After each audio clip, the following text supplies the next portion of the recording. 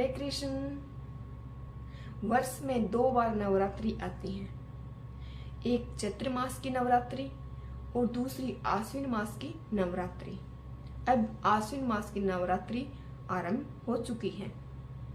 इस भौतिक दुर्ग से मुक्ति पाने के लिए देवी दुर्गा जी का दिव्य आशीर्वाद और मार्गदर्शन की परम आवश्यकता है हम लोगों को। देवी दुर्गा श्री कृष्ण भगवान की बहिरंगा शक्ति है और हमें उनकी सेवा में संलग्न करती है। तो चलिए नवरात्रि के इन 9 शुभ दिनों में हम प्रत्येक दिन की देवी दुर्गा की सुंदर पौराणिक कथा का श्रवण करते हैं। नवरात्रि में माँ दुर्गा के 9 विभिन्न स्वरूपों की पूजा की जाती है। नवरात्रि के प्रथम दिन देवी दुर्गा के जिस स्वरूप की पूजा होती है उनका अति सुंदर नाम है माता शैलपुत्री जी। जैसा कि इस शब्द से इंगित होता है कि माता शैलपुत्री पर्वतराज हिमालय की पुत्री हैं। यदि उनके आध्यात्मिक स्वरूप पर दृष्टि डाली जाए तो हम देखते हैं कि उनका रंग यानी कि वर्ण श्वेत है और माता शैलपुत्री श्वेत रंग के ही वस्त्र धारण करती हैं। उनके दाएं हाथ में त्रिशूल और बाएं हाथ में कमल का फूल सुशोभित है। माता शैलपुत्री बैल की सवारी करती हैं, यानी कि वृषभ की सवारी करती हैं, जिसके कारण इनका एक प्रसिद्ध नाम वृषारूढ़ा भी है। तो चलिए सबसे पहले दिन आज हम माता शैलपुत्री की कथा का श्रवण करते हैं। जैसा कि हम जानते हैं कि दक्ष प्रजापति की 60 कन्याएं थी, जिसमें से सती नामक कन्या का विवाह दक्ष की इच्छा के विरुद्ध भगवान शिव से हुआ था। एक बार दक्ष प्रजापति ने एक महान यज्ञ का आयोजन किया, तो उसमें भगवान शिव और सती को छोड़कर सभी देव देवताओं को आमंत्रित किया गया। जब सती को ये समाचार मिला तो वे अपने पिता के यज्ञ में जाने के लिए ललाहित हो उठी। रुद्रदेव जी ने यानी कि शिव भगवान जी के मना करने पर भी सती माता नहीं रुकी, अपने पिता के यज्ञ में पहुंच गई। जब दक्ष ने सती के समक्ष ही भगवान शिव जी का अपमान किया तो उसे यह सहन नहीं हुआ और अग्नि में अपनी देह भस्म कर डाली। अपने प्रिय पत्नी सती के वियोग में महादेव जी ने भी वैराग्य धारण कर लिया और वे घोर तपस्या में लीन हो गए। इन्हीं दक्ष प्रजापति की एक और पुत्री थी जिनका नाम था स्वधा। इनका पितरों के साथ विवाह हुआ था। इन पितरों की 3 मानसी पुत्रियां थी, मैना, धन्या और कलावती। अब देखिए एक समय ऐसा हुआ कि तीनों कन्याएं भगवान विष्णु के दर्शन करने के लिए श्वेत द्वीप में पधारी और उसी समय 4 कुमार भी वहां पहुंच गए।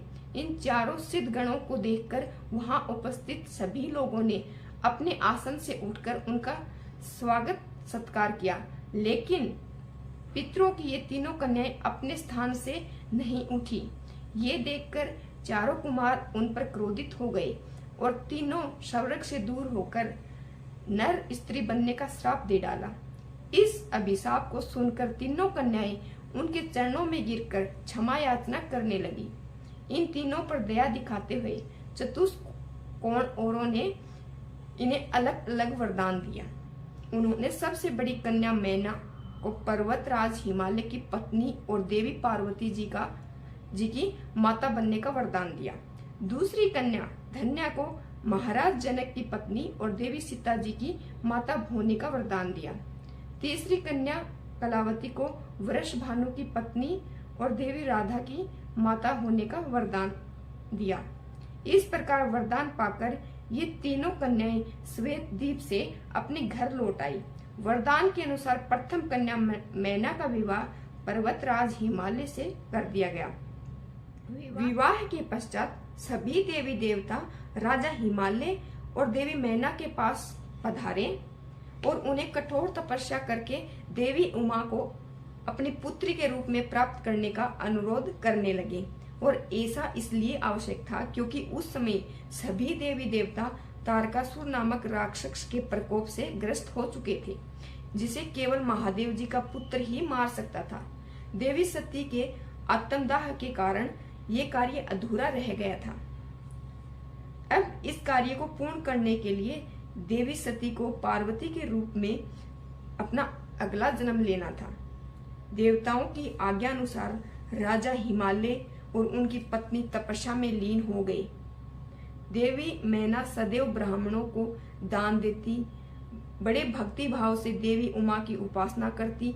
पवित्र गंगा नदी के किनारे देवी उमा की मिट्टी की मूर्ति बनाकर देवी मैना उसे नाना प्रकार के भोग अर्पण करती और कठोर व्रत का पालन करते हुए कभी निराहार रहती तो कभी जल पर ही निर्भर रहती। एक समय तो उन्होंने केवल वायु पर ही जीवन यापन किया। इस प्रकार कठोर तपस्या करते हुए उन्होंने 27 वर्ष तपस्या की और कठोर तपस्या करते हुए उन्हें 27 वर्ष बीत गए। इतने लंबे समय तक तपस्या करने के बाद जगदम्बा उमा देवी मैना से अत्यंत प्रसन्न हुई और उन्हें दर्शन देकर वरदान मांगने के लिए कहा। तब देवी मैना ने उनसे आग्रह किया कि वे स्वयं उनकी पुत्री के रूप में अवतरित हों और देवी उमा ने ये वरदान दे दिया। राजा हिमालय के घर पार्वती के रूप में अवतरित हुई। हिमालय पर्वतों के राजा थे, इसलिए पार्वती जी का एक नाम शैलपुत्री भी पड़ा। उनका एक नाम हेमवती भी है। तो ये थी माता शैलपुत्री की संक्षिप्त कथा। आज प्रथम नवरात्रि के दिन माता शैलपुत्री की पूजा, आराधना और उपासना की जाती है। उनकी पूजा करने के लिए विधि पूर्वक कलश स्थापित करें। माता शैलपुत्री को कुमकुम तथा अक्षत अर्पित करें। माता शैलपुत्री का वर्ण सफेद है, इसलिए उन्हें सफेद रंग के पुष्प अर्पित करें। इसी प्रकार उन्हें सफेद रंग की मिष्टान जैसे खीर और चावल भी अत्यंत प्रिय हैं। और भगवान शिव की नगरी काशी में माता शैलपुत्री का एक बहुत पुराना प्राचीन मंदिर है, जहां पर नवरात्रि के प्रथम दिन भारी भीड़ देखने को मिलती है।